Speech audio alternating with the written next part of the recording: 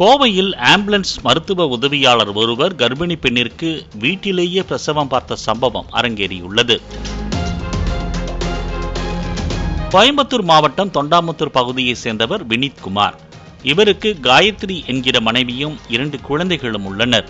இந்நிலையில் கர்ப்பிணியான காயத்ரி பிரசவ வலியால் துடித்துள்ளார்.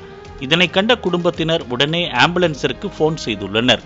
இதனையடுத்து காயத்ரியின் வீட்டிற்கு ஆம்புலன்ஸ் வர காயத்ரி மிகுந்த வலியால் துடித்துள்ளார்.